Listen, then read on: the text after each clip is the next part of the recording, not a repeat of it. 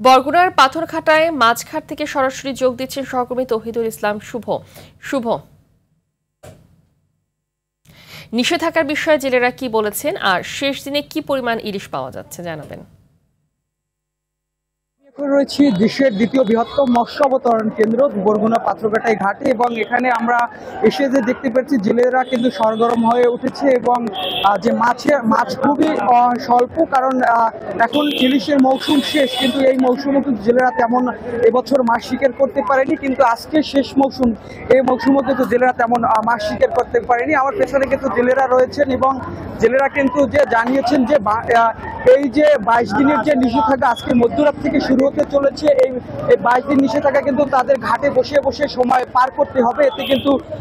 এতে কিন্তু জেলেরা কিন্তু প্রায় কয়েক লক্ষ জেলে ও ব্যবসায়ী আড়তদার সহ কিন্তু কর্মহীন হয়ে পড়বে। এতে কিন্তু তাদের যে নিবন্ধিত জেলে রয়েছে জেলায় 25,800-র মতো, এদের সবাইকে কিন্তু যে সরকারি যে বরাদ্দিত চাল প্রায় 25 কেজি করে কিন্তু জেলেদেরকে চাল দেওয়া হবে। চাল কিন্তু খুবই অল্প, এবং জেলেদের দাবি যে পার্শ্ববর্তী দেশ যে ভারত রয়েছে, ভারতের বাংলাদেশের জলসীমায় এসে যেন এই জেলেদের যে লম্বা একটি সময়, এই সময়তে যেন মাছ শিকার করতে না পারে, এজন্য কিন্তু জেলেরা সরকারের কাছে কিন্তু যে অনুরোধ জানিয়েছেন যাতে যেন পার্শ্ববর্তী দেশের জেলেরা যেন মাছ শিকার করতে না পারে এই মৌসুমে। কিন্তু যে প্রতি বছরের তুলনায় কিন্তু এবছর আমরা দেখেছি ইলিশ সহ কিন্তু সামুদ্রিক মাছ খুবই অল্প, এবং যে আজকের ঘাটে কিন্তু দেখা যাচ্ছে কয়েক হাজার জেলে কিন্তু যে ফিরে এসেছেন, কারণ এই ঘাটে কিন্তু ট্রলারগুলো নোঙর করা রয়েছে এবং এই 22 দিন কিন্তু তারা এই ঘাটে বসে বসে সময় পার করবেন এবং জাল মেরামত